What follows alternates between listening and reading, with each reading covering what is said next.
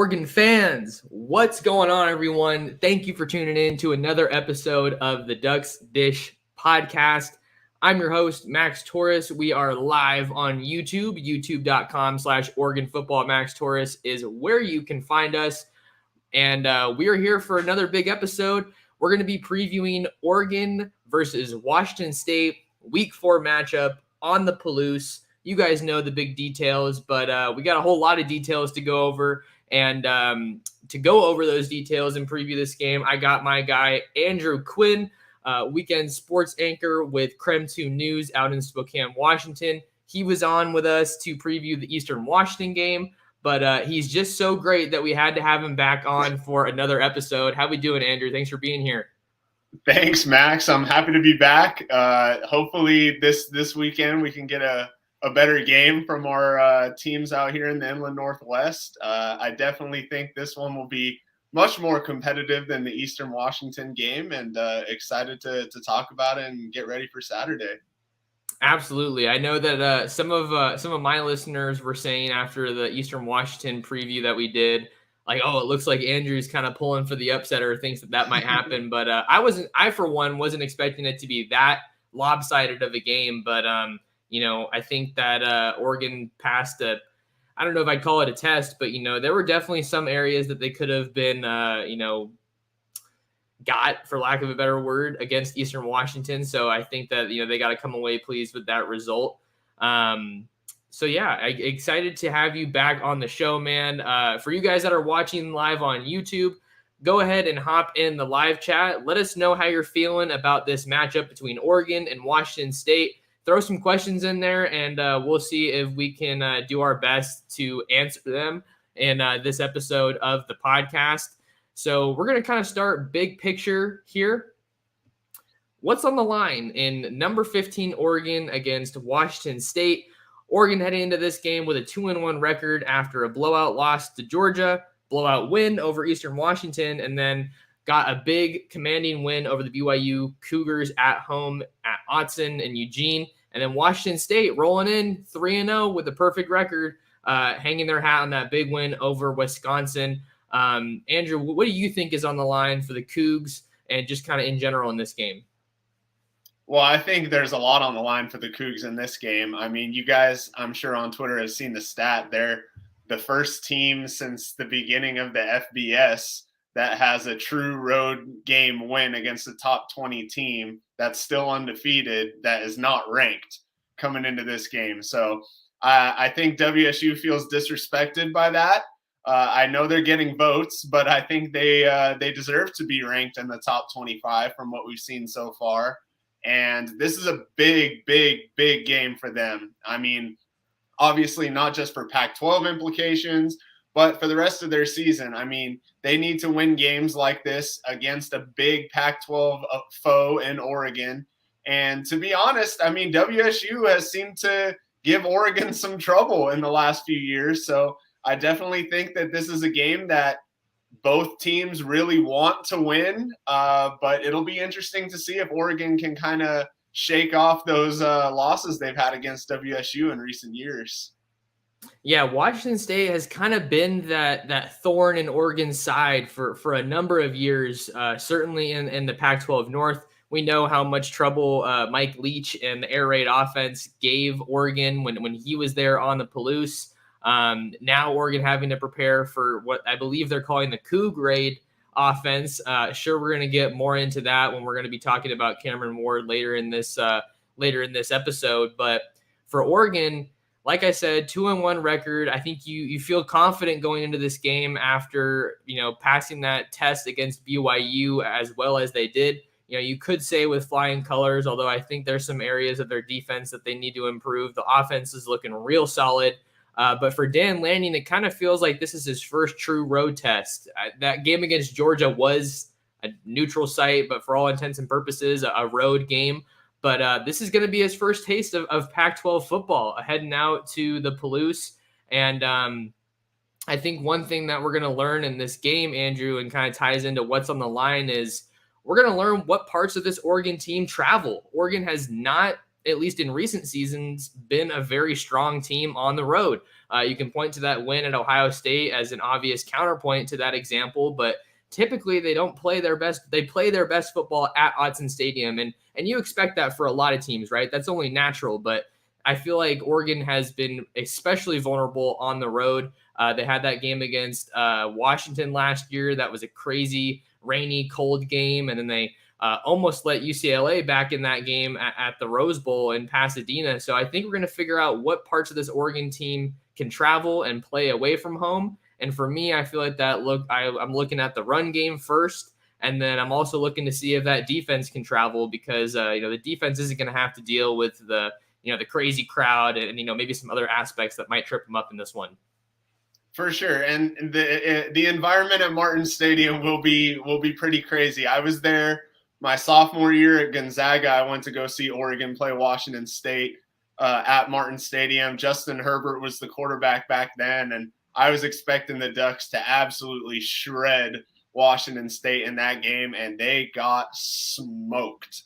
They got flat out smoked in that game. The crowd was into it, several false starts. They put pressure on Justin Herbert.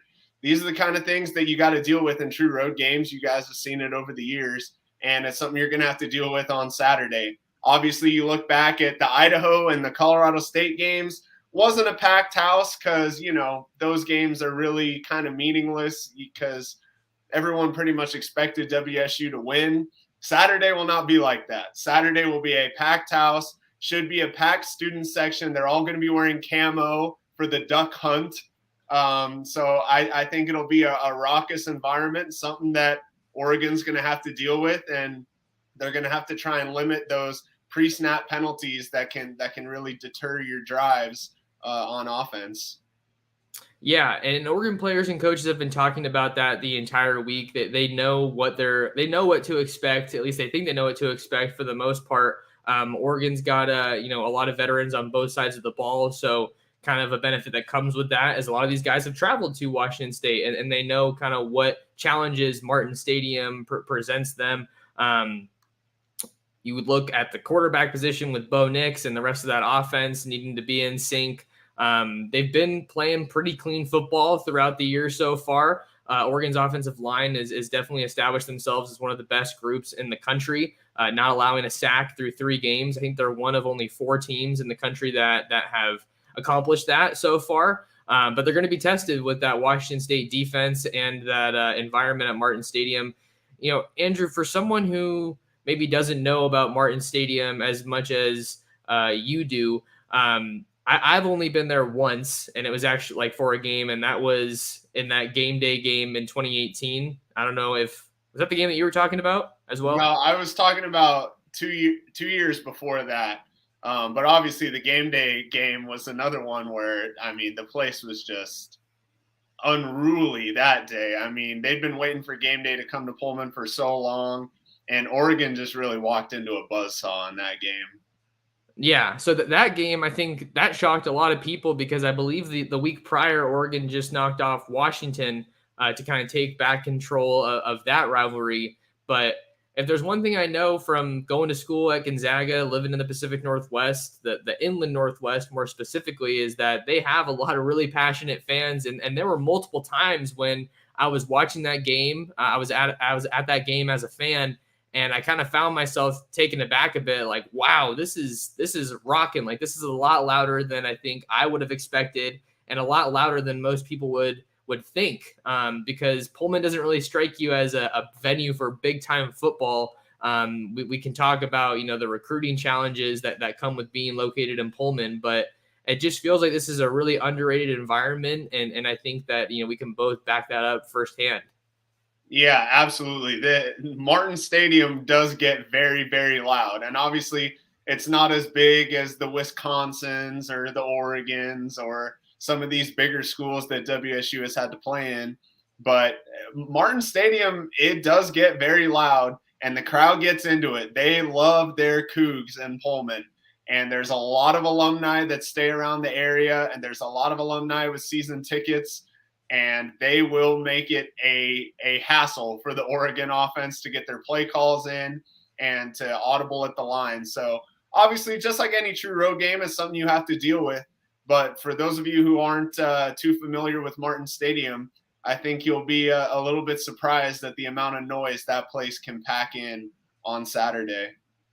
Yeah, so Oregon fans know how loud Autzen can get, but hopefully some of them get to make that trip to Martin Stadium, to Pullman. I know that's kind of something that I have on my bucket list, not Martin Stadium in particular, but just seeing some other Pac-12 stadiums. I've been to Martin Stadium and I think it's Husky Stadium in Seattle for last year's Oregon versus Washington game. Been to Stanford, Cal, obviously Oregon. Went to the Rose Bowl, so I got some good ones under my belt, but I want to make it out to Bryce Eccles in Salt Lake because I've heard that environment's insane. Colorado, they're not the best team, but I've heard a lot about Boulder just as a college town. So I think that's one of the fun parts about covering college football is getting to travel throughout the country, throughout the conference, and just see some of those new venues. Is there one that you would say is your favorite in the Pac-12 that you've been able to go to, Andrew? Well, I mean, growing up in Southern California, going to the Coliseum for a USC-UCLA game was a pretty rowdy environment. But Pac-12 stadiums, like I've been to Corvallis, I've been to Autzen, have been to the Coliseum, Martin Stadium. So there's a few. I still want to go to Stanford for a game. I think the crowd there gets pretty rowdy. And you mentioned Utah. I mean, you see it on TV. It looks pretty crazy down there. So definitely those two. But seeing Ohio State, Michigan in the shoe a few years ago was definitely quite the experience. And that was definitely the best college football experience I've been a part of. So if you have the chance, if you haven't been, the shoe for that game is unreal. So there's a little pitch for anybody that's interested in big time college football. The shoe for the Ohio State Michigan game is another beast. Oh yeah. I mean, I was at the shoe for the Oregon Ohio State game last year, and what an experience that was, man. I think it was weird though, because I don't know if you saw the press area at all, or like, where it's at, but like it was all paned off with glass. So, all the fireworks and pregame stuff was going off, and the crowd was just kind of muted. But then we got to go down on the field level for the last 5 or so minutes of the game, and I mean, you just turn anywhere you look, and it's a sea of red, just deafening loud. It was a close game at that point, obviously. So that was easily the coolest football sports moment of my life, I would say, being on the field for that win, a game that not many people gave Oregon a chance to win, but yeah, that's one of the coolest parts of college football, is just getting to explore and soak in the different cultures and environments that I think can sometimes get lost at the pro level. So that's equally something that I also enjoy at the high school level. Yeah, I mean that's one of the beauties of covering college football. You get to travel to these different stadiums, and I mean the fans just get so rowdy. They love their school so much. And it's something that Jake Dickert has made mention of several times already this year. Coming into this season, Jake Dickert had a 3-3 record as a head coach. So not many expected much maybe from this season from the Cougs, maybe 6 or 7 wins. They've come out and all they've done is shatter expectations so far. So I'm expecting a pretty much full Martin Stadium on Saturday, and it's going to be loud and it's going to be a good time. So I'm excited to see it. I'm right there with you. Are you going to make the trip for that one? I'm not. I'm going to be in studio because we got 3 games this weekend. So I got to be watching 3 games at once. We've got Eastern Washington is playing Montana State. Idaho is taking on Northern Arizona, and then obviously WSU and Oregon. So my sports director, Travis Green, will be at that game, and I'll be trying to watch 3 games at once. I'll have to get the Octo box like my man Scott Hansen on Sunday. So it should be a good time. But I'm really excited for this game. I really am. All right. Well, yeah, I'm not making the trip for this one either, but it's going to be a fun one to watch regardless. Let's switch gears now to talk a little bit more, maybe X's and O's, talk some more football. I think one of the biggest storylines coming into this game, Andrew, and was one of my big takeaways, really even after last week, Oregon's offense is fun to watch again, man. I mean, it has not been fun to watch the Oregon offense, I want to say, for like the last 4 to 5 years. And when I say that, I don't want to say that they weren't good, because there's obviously they were able to run the heck out of that ball. Maybe ran it too much at times, when things got predictable. Mario Cristobal loved his ground and pound, obviously. And we're seeing some Miami fans get upset with that now, which I think brings a little bit of joy to maybe some Oregon fans, seeing that over there in Coral Gables. But Oregon's offense feels like it's firing on all cylinders. It seems like they've turned a totally new page after that blowout loss to Georgia. Bo Nix, 5 touchdowns in both of the previous 2 games, and he earned national honors after last week. So it seems like whether it's passing the ball, airing it out to some new weapons that are finally getting utilized, or pounding the rock with some new pieces in that backfield like Bucky Irving and Noah Whittington, and even true freshman Jordan James is getting some snaps, and some significant snaps at that. Oregon's offense feels balanced. It feels like there's variety, unpredictable maybe even at times. A little bit of trickery we'll see, hopefully. But I think that's easily one of the biggest talking points going into this game, especially when they're going to be facing a good defense. And I think it just sets the stage for this to be a really fun game. Yeah, it certainly should be. And I mean, you go back to the Eastern Washington game, and it was funny when we talked 2 weeks ago. I said in the build up to that game, I said Eastern Washington's defense is prone to the big play, and they couldn't tackle in week 1. Well, this time it seemed like they were in better spacing, but they still couldn't tackle at all. So it was nice to see Oregon last week against BYU still be able to run the rock. You mentioned Marquise and Noah Whittington and these guys, and then Terrence Ferguson has been sensational the last 2 weeks. He's become a really good go-to target for Bo. And I've been very, very impressed with the Oregon offense, especially after what we saw week 1. And I know we've talked about it at length about how good Georgia was, and maybe that was just kind of maybe an apparition and not something to hang your hat on. So definitely much improved Oregon offense, and the WSU defense is in for some real trouble on Saturday if they continue playing the way they have the last 2 weeks. Yeah, and another guy that I think has also been deserving some credit in this offensive turnaround for Oregon is Terrence Ferguson.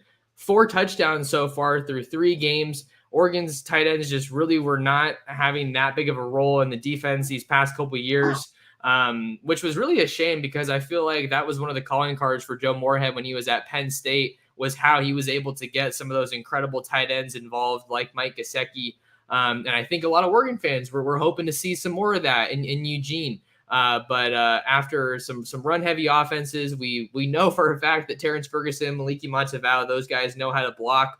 But it doesn't just stop at them. We're seeing guys that are finally back healthy. Cam McCormick, Patrick Herbert. They're getting some run and some snaps. Cam McCormick got his first touchdown for a while since his injury. Wow, I'm getting a little bit tripped up here. Got to slow down, but yeah, it's nice and refreshing to see that the tight ends are playing a role, and I think it's cool too, because Oregon lost a lot of talent at the skill position last year. You're looking at Jalen Redd, Micah Pittman. They were both gone. Devin Williams, no more CJ Verdell or Travis Dye, but it looks like they've kind of really bridged the gap, and they haven't really missed a step. And I think they're kind of exceeding expectations right now. Yeah, and if last week is any indication, I think the offense has a ton of confidence, which I think they got in that Eastern Washington game, coming off the tough loss. They really needed that game to kind of get back on track. And then you saw it last week. They were able to put together a great game. And we talked about it 2 weeks ago. What's the big thing that's going to keep this offense moving? Don't turn the ball over. When they don't turn the ball over, they're going to be tough to beat. And I think that's just the same story for this week. If Bo Nix and those guys are able to hold on to the ball, don't give it away, there's no reason why they can't put up another solid performance this week. Yeah, and we were talking off air. I just released my keys to the game story over on Ducks Digest. Give that a read if you haven't. And it had to do with winning the turnover battle being one of the three keys for this one. And I think a lot of that starts with Bo Nix taking care of the ball, and with Oregon running the way that they have, maybe they don't need to worry too much about Bo Nix. They don't need him to do as much as maybe he has. And that was something that I've been talking about, all throughout the offseason, is that they don't need a superhero. They don't need a superstar performance from Bo Nix. They need to pound the rock, because that's been their calling card. That's been the strength of their team. And if they can do that and do that early, it's going to go a long way, I think, in just helping him settle in, help the whole team settle in. Because we saw against BYU, Dan Lanning said it himself. There were times in that game where they kind of just went jumbo package. They knew they were running. BYU knew they were running. Everybody in Autzen knew they were running. And it's like, hey, come out and stop us. Yeah, I think that's a big key to this game. I think that Oregon and those big offensive linemen trying to control the line of scrimmage is going to be a huge, huge key to this game. If Oregon can run the ball, WSU is in for a world of hurt this week. But the thing that this Cougar defense has been good at all season is stopping the run. And nobody has been able to run against them. They held Braylon Allen under 100 yards for the first time in a long time, because Wisconsin just loves running the ball.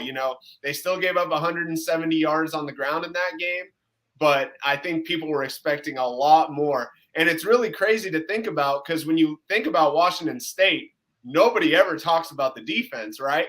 Well, this year you need to talk about the defense, because the defense is that good and that talented, and it starts up front for these guys. All right, well, we're going to get to the Washington State defense in just a second. There's a comment here I wanted to bring up, and then we'll talk about WSU's defense. Andrew says, can't wait to watch Bucky break bodies again. Irving runs like a wrecking ball of hate. I think that's one of the things that's really stuck out to me so far from this offense in 2022 is that it seems like with each week, Bucky Irving keeps making his case that much stronger for RB1, and Oregon's running back room is totally loaded. We're still waiting to see if Byron Cardwell is going to be available in this one. Dan Lanning holding his cards close to the vest on this, on the injury front, saying yesterday on Wednesday that both Byron Cardwell and Justin Flo were practicing, but he didn't want to talk about injuries. So we're going to see if Cardwell is available to go. But Bucky Irving spoke earlier this week about how he kind of just prides himself on not letting that first guy tackle him, not letting the first defender bring him down. And there were multiple runs in that that BYU game where he just kind of looked like a pinball, and there were runs where you thought he was down behind the line for a multiple yard loss, and then he was able to make some cuts and make some spins, and then the next thing you know, he's turning nothing into something. So that's a challenge that Washington State's defense is going to have to be ready for, is making sure that you fly around the ball and you get him down sooner rather than later. Yeah, that's true. I mean, Marquise Irving has been a tough guy to tackle so far. I think without Byron in the lineup, he definitely should be RB1 for Oregon. I think he's proven in the last couple of weeks that he's capable of those duties. And just like you said, it's all about flying to the ball, making tackles, and trying. And that's the big thing that we've been seeing all across college football is defenses need to be able to tackle. And it's week 4 now. Getting towards the middle of the season now, you should be pretty locked in on your tackling drills and be able to take down some of these ball carriers. Obviously, Bucky Irving is going to be tough to take down, but I think Washington State is going to be ready for him and for that tough physical Oregon run game. All right. Well, in that case, let's switch gears a little bit. Thanks for the comment, Andrew. He's a big fan of the show, and he always shows out, so I appreciate him stopping by. The Washington State defense is a force in 2022, leading the Pac-12 with, I believe it is 91 rushing yards a game. And like you said, Andrew, earlier on in the show, when we think Cougs, we think Mike Leach, we think Air Raid, we think Pac-12 After Dark, probably more than any other team in the conference. But just kind of give us the lowdown on what you've seen from the Washington State defense and what you think makes this group so special right now. Yeah, I think it started coming into this season. You looked at the names that were still on this defense, And there's a lot of good players, good, solid players on this defense, and a lot of guys that are going to be playing at the next level. And it all begins with your two edge rushers, Brendan Jackson and Ron Stone Jr. Those guys set the table for the entire defense. Ron Stone's a first-team All-Pac-12 guy. Brendan Jackson's an All-Pac-12 honorable mention guy. These guys get after the quarterback. And Oregon is going to have to get those big offensive linemen to try and contain those two guys. And it's a very veteran edge group that Washington State has. They do have a young guy in Ram Stevenson that they're very high on. But with Andrew Edson and Quinn Roth backing up BJ and RJ, they have a very veteran edge group. And those guys do enjoy getting after the quarterback, and they enjoy wreaking havoc. And it was the pressure on the quarterback that forced those Wisconsin turnovers. It was the pressure on the quarterback that forced Colorado State into a couple turnovers. And it all starts with those two guys. And then we also can't talk about this defense without talking about Deion Henley. I mean, this guy has been sensational all season. I saw him in camp. He's a transferred in from Nevada. And you see him right away. He's a big, burly dude. He's a really strong, good build for a linebacker, and he has been terrific so far. He has 4 sacks. He has a forced fumble. He had the interception that ended the Idaho game. He really seems to be taking over a good leadership role on that defense, and he's a guy that hits hard. He flies to the ball, and you've mentioned it. Oregon's going to want to run the ball. Well, try running through Deion Henley and see how that goes, and I'm really, really impressed with how he's played so far. He's got his other linebacker mate in Travion Brown, who's been a good tackler all season. And then the secondary has been pretty good as well. Shaw Smith-Wade on one side has played very well. He has a couple interceptions this year. And on the other side is Derek Langford. He's a definite NFL guy. He's great size for a corner. I think he's 6'1". These guys can play. These guys can ball. It's not a walk in the park against the Washington State defense anymore. I know they led the Pac-12 in turnovers last year, but this year's defense is arguably even better than last year's. And that was a goal of theirs coming through fall camp. They talked about it relentlessly that we need to keep upgrading and keep improving on last year and force even more turnovers. And so far this year, they have been a force to be reckoned with, and you saw it in the Wisconsin game. Obviously, you saw it against 2 lesser opponents in Idaho and Colorado State. But this is no slouch of a defense, and Oregon could be in for some trouble if they're not able to establish the run in this game against Washington State, just because of how good they've been in pass defense and overall have not allowed many rushing yards apart from the Wisconsin game where they did hold Braylon Allen under 100 yards. Yeah, so this Washington State defense, for them, it really starts up front. You talked about Brennan Jackson and Ron Stone. Got to give a shout out to Ron Stone, a San Jose native, so always like to see people from my city stepping up. But I think another notable thing here, Andrew, is that Oregon's been shuffling some pieces around their offensive line. One of their starters, I believe he's actually the right guard. Stephen Jones has been a little bit banged up, wasn't available last week against BYU, was seen at the game on crutches and using a scooter to get around. So it looks like his injury could be a little bit more of a long-term one. Dan Lanning again saying that he doesn't have too much of a direct timeline for Stephen Jones and his return. So we'll see if he's even available the rest of this season. I don't want to speculate too much on injuries. That's just kind of the information that we're working with. But Marcus Harper has slid in to this offensive line rotation with Ryan Watt going over to right guard. He's been super versatile his entire college career with the Ducks. So Marcus Harper II has been doing a tremendous job filling in there. Jackson Powers Johnson getting some good reps, as well as Dawson Jaramillo. So Oregon's offensive line is definitely firing on all cylinders, but they're definitely going to have some tough matchups against those two edge rushers for the Cougs. And then I think another thing we got to look out for is if they are trying to run the ball, how do they look when they look to get to that second level against guys like Deion Henley? Are they able to get their hands on him and be able to maneuver him the way that they want? Because he's not an easy guy to move, as you and I both know. I think when I was talking about him yesterday, it was like 6'2", 6'3", 236. So he's got that ideal linebacker frame that you want to see. But I think when you're looking at the back end of Washington State's defense, I want to say that's where they lost some of their production from a year ago. Maybe you can check me on that.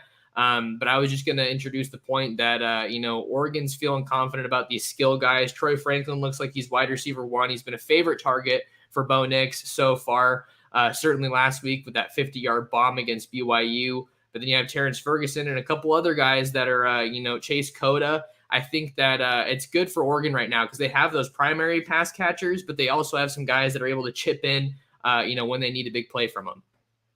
Yeah, and you mentioned the back end of this defense. I mean, we all saw Thursday night Jalen Watson's pick 6 against your boy Justin Herbert in that game against Kansas City for the Chargers. But this is an entirely new safety group apart from their kind of rover, their nickel guy, Armani Marsh.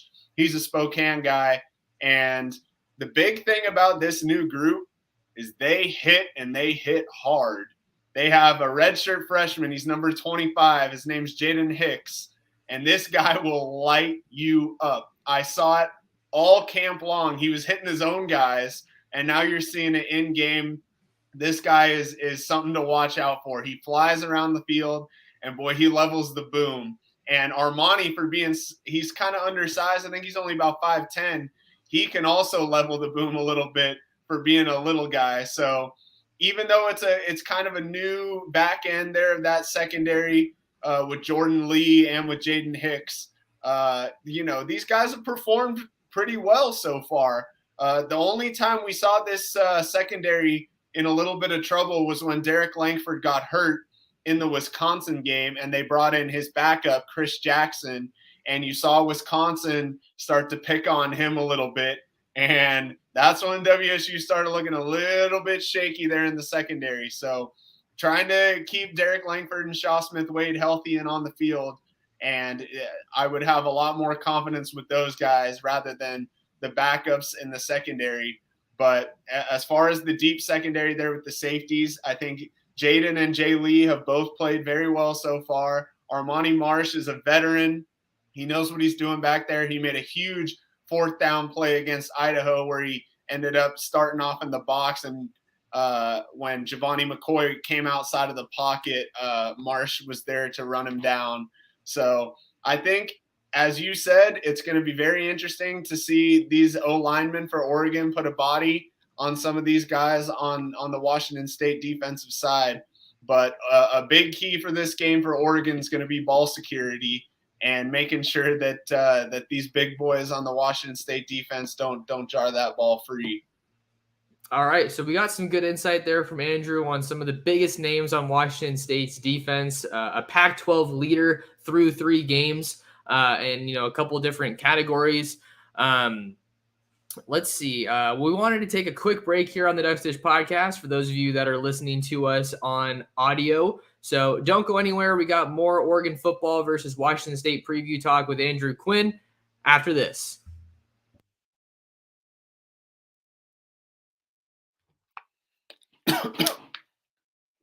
Welcome back to the Ducks Dish podcast. We are rocking and rolling on this Thursday, September 22nd. We're just 2 days away from Oregon versus Washington State. We're live on YouTube, youtube.com/Oregon Football Max Torres. If you guys are here tuned in, take a second out of your day and do me a favor, like the video and subscribe to the channel. But with that being said, we have to talk about another major storyline for Oregon heading into this game. The Ducks are going to need to slow down Washington State quarterback Cameron Ward, who has proven to be one of the most effective passers so far through 3 games this season in the Pac-12. We all know the story with Cameron Ward, of course, hitting the portal and making his way west to Pullman after coming from Incarnate Word. Has some consistency from the personnel standpoint. Washington State's offensive coordinator, I believe his name is Eric Morris, comes over with Word from Incarnate Word, as well as the wide receiver, I want to say Victor, I think.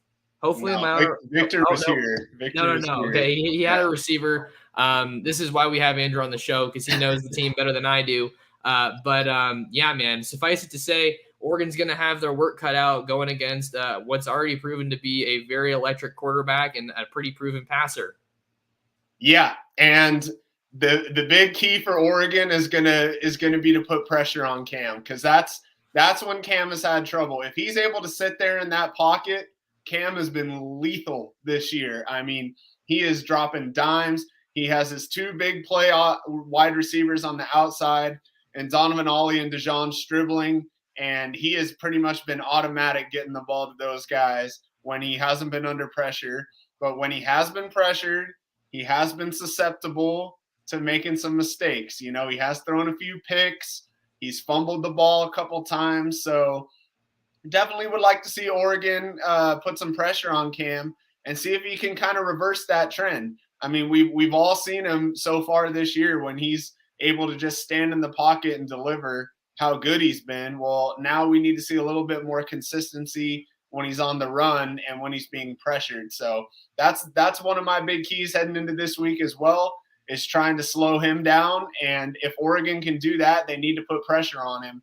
And that's when they might be able to force him into a few mistakes that he wouldn't normally make if he was just able to sit in the pocket. Yeah, and one thing I've noticed that the players and coaches have talked about all week, and then I've seen on film, is that he does a really good job of getting the ball out quickly, and that's something that Oregon's had to go against from a defensive standpoint twice already this season, with both Stetson Bennett and Gunnar Talkington at Eastern Washington being quick release quarterbacks that just want to get the ball to their playmakers really quickly. And with Ward, when you give him time to just sit back in the pocket, he's not going to be afraid to take those deep shots down the field with some of those talented wide receivers that you mentioned, Andrew. Stribling definitely being one that I've been fond of watching, outside of the Oregon circle, just in Pac-12 play. But with Ward, he's not necessarily more of your traditional dual threat kind of guy. He doesn't necessarily excel running the ball, but that doesn't mean he can't hurt you with his legs. He's mobile and kind of more of that NFL kind of dialogue, right? He's able to sidestep defenders, to, extend plays, get outside the pocket, and, maybe make a little bit more of what's given to him than your, average quarterback. So I think that speaks not only to his overall skill set, but also just his football IQ, his experience, his feel for the game. So Oregon's definitely going to have to key in on him, and I feel like he's priority number one for Dan Lanning, Tosh Lupoi, and the rest of that defensive staff. Yeah, that was an excellent breakdown there, Max. This guy, I mean, Cam, like you said, he is mobile. He can move around, and he kind of enjoys scrambling a little bit. I think it heightens his awareness a little bit and gets him keyed in downfield. But like you said, he's not a guy that's just going to sit there in the pocket and just get hit all day. He definitely can move outside. He can pick up first downs with his legs. But like you said, he's not a dual threat guy. He's not a Lamar Jackson. He's not going to be, making guys miss with spin moves in open field or anything like that. But he's nimble. He can get around. And so I think that's something that Oregon's going to have to worry about. But the biggest thing that you mentioned was he likes to get the ball out early. They like throwing screens. They like throwing inside screens to some of their slot guys like Lincoln Victor and Renard Bell, who's been there for like 8 years now. So these guys are vets. These wide receivers, they know what they're doing out there. And Cam likes to get the balls in their hands as fast as he can and let them kind of make plays down the field. Yeah, and I think that Oregon has an opportunity, I think, if you're not able to get pressure on Ward, definitely want to try to get some hits on him early so it, kind of delay that process of him getting settled in and feeling comfortable. But the line has to get their hands up to try to bat some balls down. And then you mentioned those screens and those quick passes. I think that's where some of the football IQ for Oregon, some of the play recognition is going to have to come into play. Trying to read the passes, maybe jump a couple passes. Don't let the linemen get their hands on you. You know how things go. Since we're talking QBs, we talked a lot about Bo Nix, but now that we're on Cameron Ward, I thought this was kind of an interesting question from my guy, Gerard. Gerard asks, to both Andrew and Max, both QBs this Saturday have reputations for making both highlight and questionable plays. Do you think this game will come down to which QB makes fewer mistakes or more highlights? For me, that question has a very simple answer, and it's who makes fewer mistakes.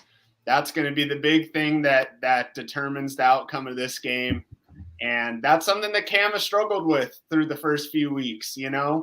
he had a big, the game-winning touchdown pass to Nakia Watson in the Wisconsin game. People forget he threw an interception 2 plays before that, and Lincoln Victor made an outstanding play and jarred the ball free, and it was recovered by Washington State, which set up that touchdown.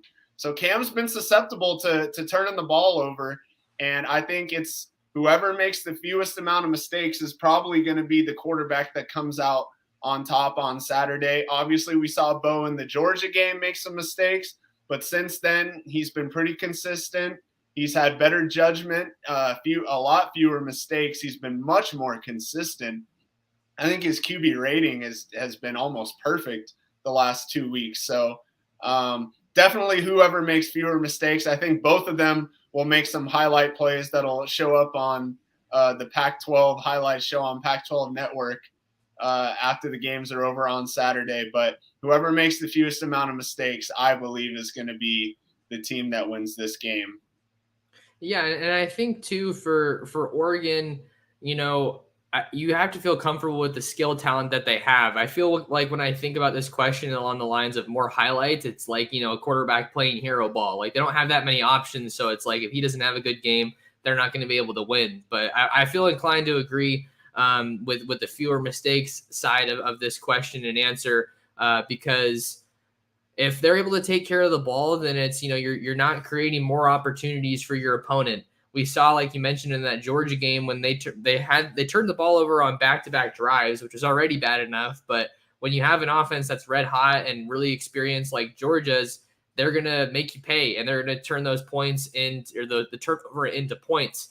So I think for this one, especially when you're playing on the road, I think that you can just do yourself a world of favors if you can just take care of the ball and not shoot yourself in the foot. So I was thinking about writing that as one of my keys to the game, but I think that's kind of coming off in my answer as, kind of implied.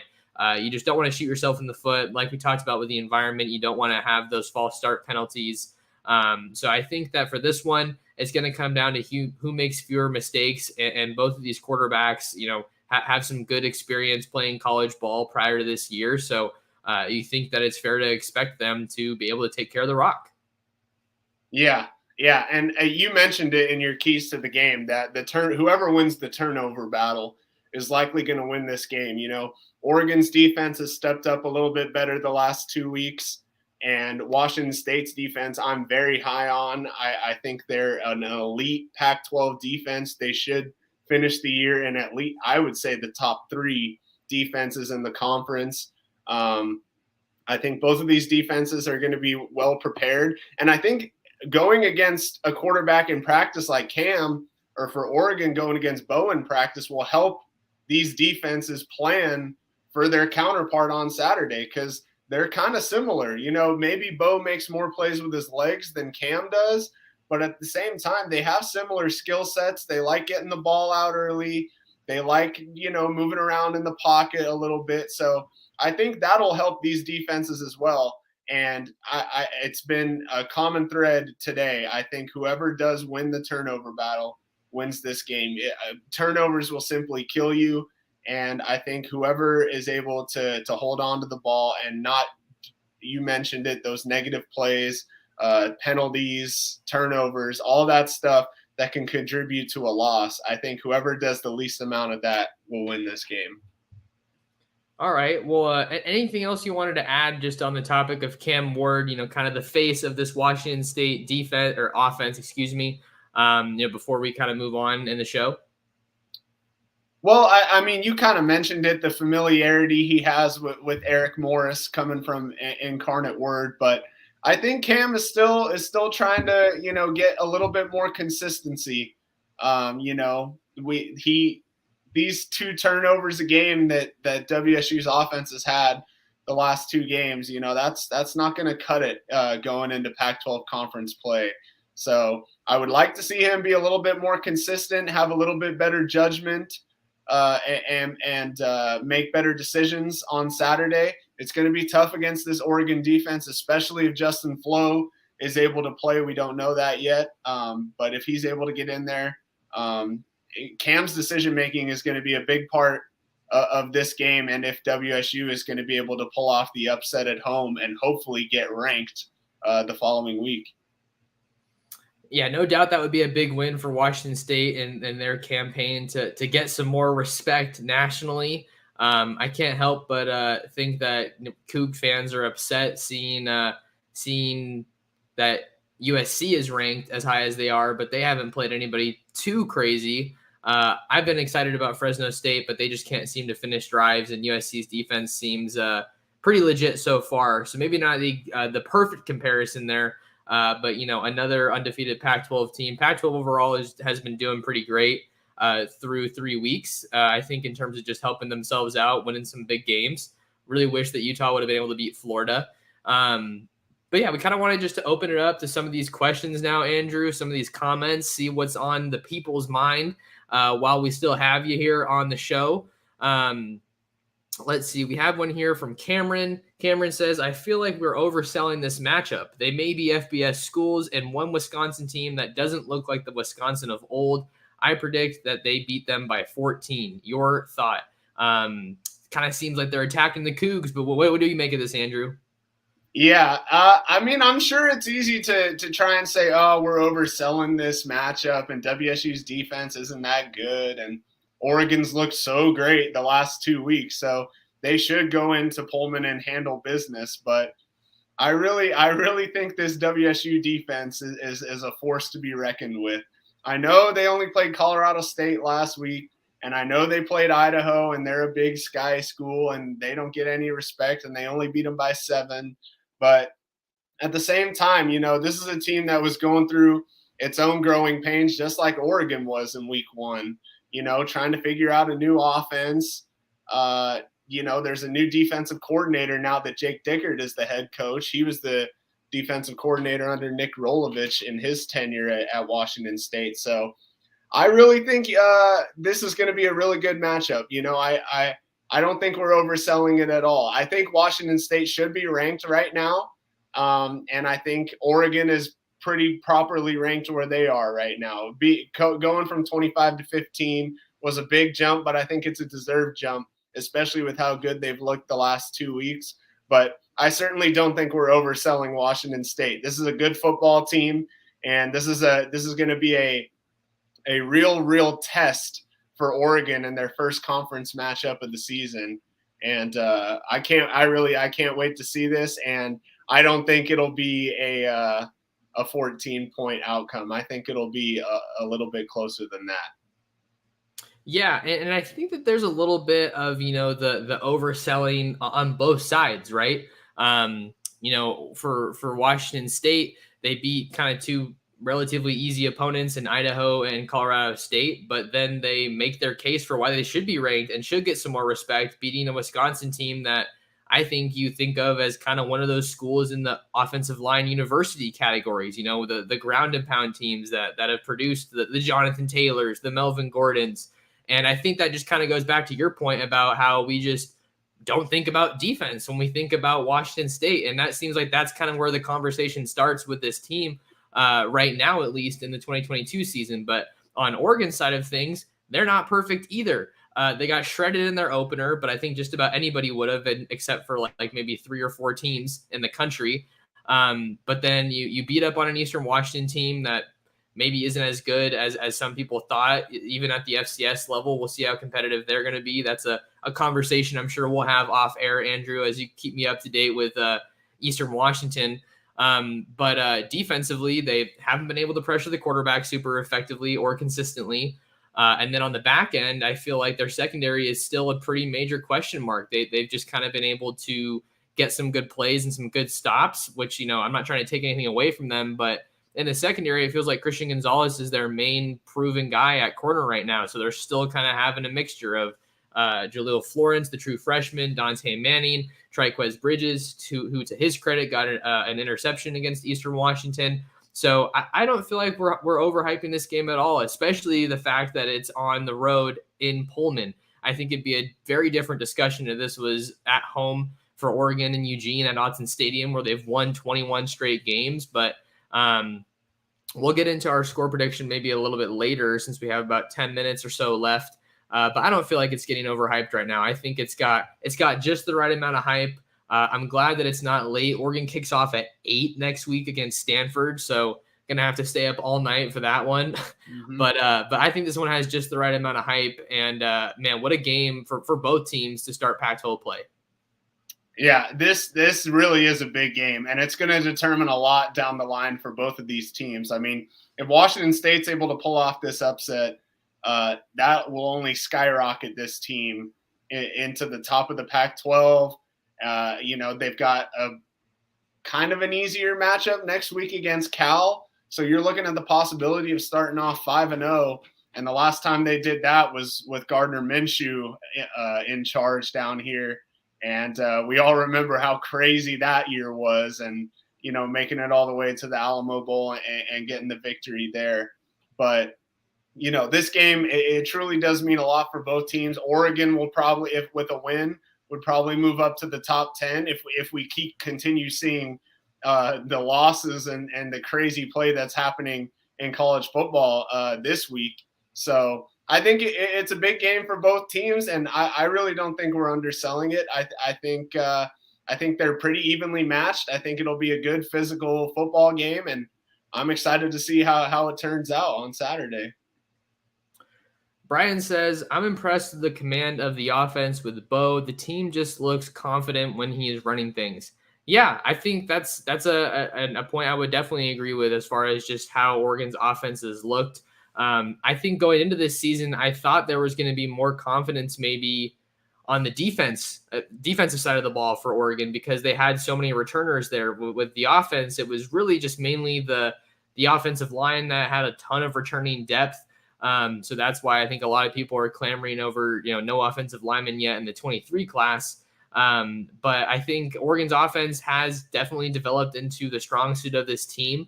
Bo should be looking like he's in command of the offense, I think, with how much football that guy has played and his familiarity with Kenny Dillingham, the offensive line that he has, the offensive weapons that he has. I think that, Oregon's offense is finally looking like it's hitting stride, which goes back to one of my earlier points. So I think that, it's finally working how it's supposed to, I think, which is a refreshing thing if you're a Duck fan. Yeah, well, I actually had a question about this because it seems like in most of Bo's big games when he was at Auburn, when they won like the Iron Bowl and a couple of these other games where Oregon pulled off upsets, all those games were at home. And I mean, yeah, they beat Oregon in a neutral game when he hit Seth Williams there with 20 seconds ago. Sorry to bring that up, Ducks fans, but it happened, So, Bo on the road, is that a concern for you heading into this week, Max? I don't think so, but like I wouldn't say it's a concern right now. But if he doesn't have a great game or doesn't have a good game, maybe it looks sloppy, then it could develop into a concern down the road. Because Oregon's already played a road game this year, technically, if you're talking about that game in Atlanta.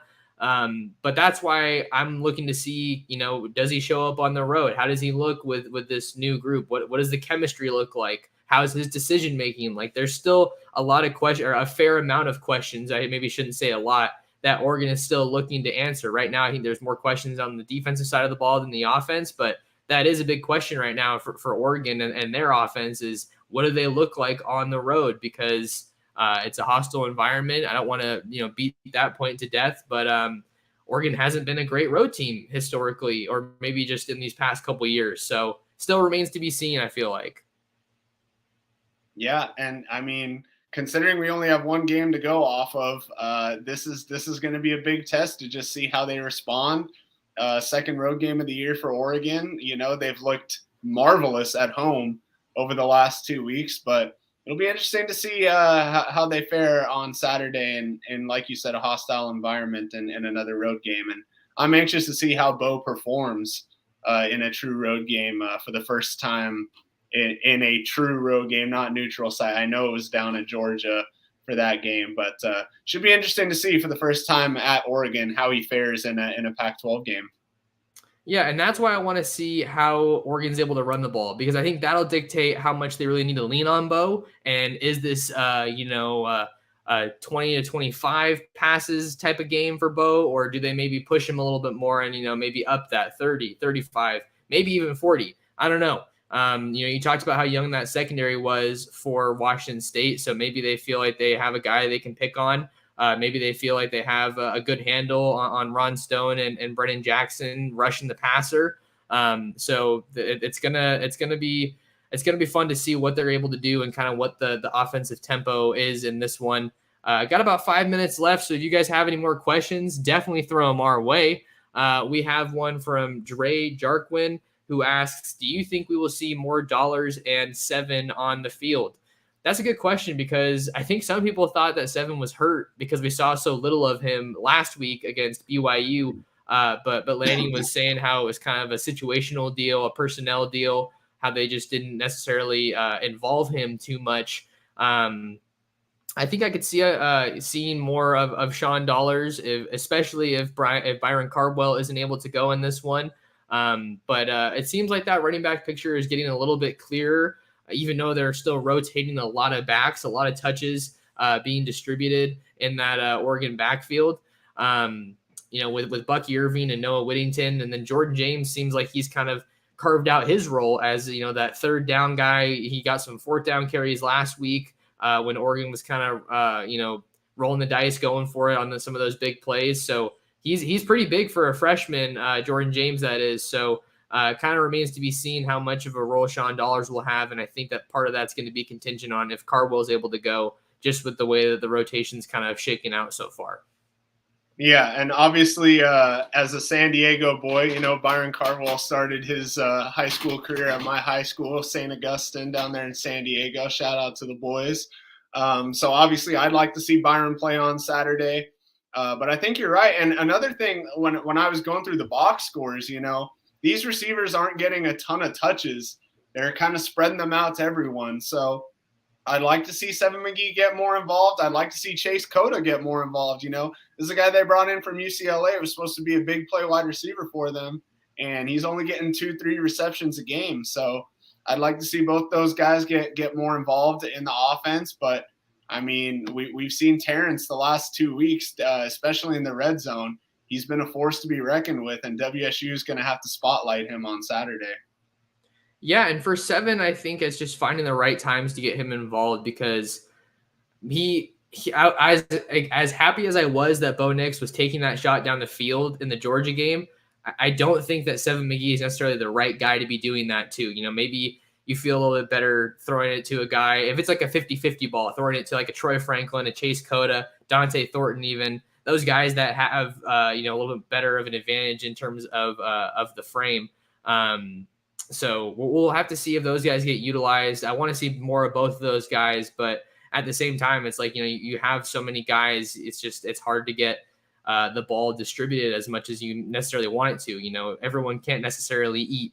Got another question here. More tackles, Noah Sewell or Ron Stone in this game? I think Noah Sewell, it's been an interesting story so far. I'm not saying he's had a bad season by any means, but for a guy that has led the Ducks in tackling in each of the past 2 years, it feels like it's been kind of surprisingly quiet. Only has 7 total tackles so far on the season, 3 against Georgia and then a pair against Eastern Washington and BYU. He's someone who's kind of developed a reputation as just always being around the ball. So it's been kind of surprising that he hasn't been a little bit more active there. But maybe you can I feel like I would go with Noah Sewell, but I don't know how, like from a production standpoint, how many tackles Ron Stone is necessarily producing there as an edge rusher. Yeah, I mean, if it's between those two, it's definitely going to be Noah Sewell. If it's between Noah Sewell and Deion Henley, I would 100% say Deion Henley is going to have more tackles on Saturday. Obviously, I've been very impressed with Noah ever since he stepped foot on campus there in Eugene. I think he's a very fine player. But Ron as an edge rusher doesn't get too many tackles. He'll get a couple tackles for loss, and he'll track down a running back every now and then. But the real tacklers for this team are the 3 linebackers, Travion Brown, Francisco Maligoa, and Deion Henley. And if it's between Henley and Sewell, I got to go with Deion. He's been just the biggest bright spot of this entire WSU season so far has been Deion Henley, and just been super impressed with him. and looking forward to another big game out of him on Saturday. Yeah, so maybe that's a little bit better of a matchup from a statistical question here. So we adjust. Yeah, but I mean, Deion Headley through 3 games, 8 tackles, 9 tackles, 13 tackles. 3 of those 13 tackles were sacks against Colorado State. So it's going to be fun to see how Oregon's able to scheme up him from an offensive standpoint. Yeah, and it's interesting. I just noticed this comment right here that none of Wazzu's sacks are coming off the edge. That's very true. And the problem is everyone's paying so much attention to these 2 edge rushers that Deion is able to come free right up the middle. So I'm sure that's something Oregon's seen on film, and they're gonna scheme and game plan for it. But you can't pay all the attention to BJ and RJ anymore because Deion has 4 sacks. He has a forced fumble.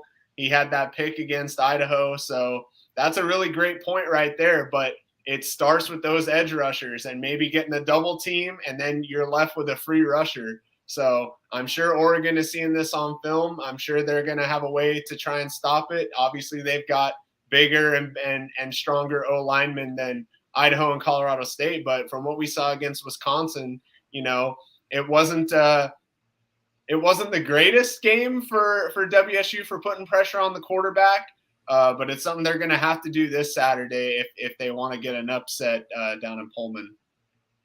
All right. Well, thank you guys for all the questions and comments. Love getting those and engaging with you. Andrew, before we get out of here, where can people find more of you, social media, websites? I want to give you a chance to just plug all your stuff. Yeah, so working for Creme 2 up here in Spokane. You can check us out on creme.com, and then follow me at Andrew Quinn on Twitter. Like I said, I'll be following all 3 teams in our area with Idaho Eastern and Washington State throughout the season. So follow me on Twitter, or drop a like on my tweets every now and then. And yeah, like I said, really, really looking forward to this game. Super excited to see what happens, and go Cougs. Let's see what happens. All right. Well, make sure you guys tap in with Andrew, a good buddy of mine, fellow Zag, and former colleague at Creme 2, when I was there my senior year. So always got mad love for Creme, and love being able to do these shows with Andrew when, the teams align. But if you want to find more of me, you can follow me on Twitter at mtorresports. And you can also find my written work, which includes a heavy recruiting focus, over on ducksdigest.com. Got some cool updates up there recently with modern-day linebacker Leviticus Sua, who said he's considering an official visit to Oregon.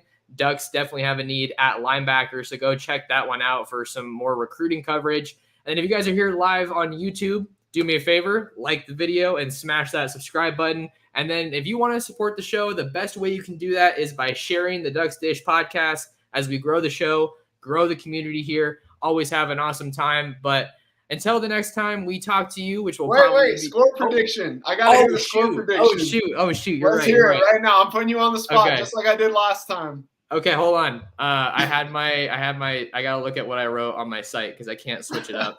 Dang it. Wow, I totally botched that. All right, we're still here. Okay, so I wrote 45-31. I'm gonna try to defend that and stick by it. I think Oregon's offense is just really operating. If they can run the ball, I think they're going to be able to run up the score on this one. But due to the pass rushing not necessarily being there and some question marks in the secondary, I think I definitely, that's why I'm spotting WSU some points. I like it. I'm kind of in between too. I'm kind of in between 31-20 Oregon, because I think Cam's going to make some mistakes that gets him bit, and 27-24 Washington State, just because I think the crowd and that environment could be something for Bo to have to deal with. So since I'm out here in the Inland Northwest, I'm going to go 27-24 Washington State for a big upset, get them ranked, and hopefully be able to follow a ranked team the rest of the season. But should be a great matchup on Saturday. Right on. Well, thanks for catching me there with the predictions. That's always something we like to get to. And you can see our full score predictions over on ducksdigest.com. But I already did all of the plugging and everything. So just wanted to ask you guys to share the show. And thank you so much for tuning in and stopping by, whether it's on YouTube in the live chat or on replay or on podcast. Thank you guys so much for tuning into this episode of the Ducks Dish podcast, and we will see you guys in the next episode.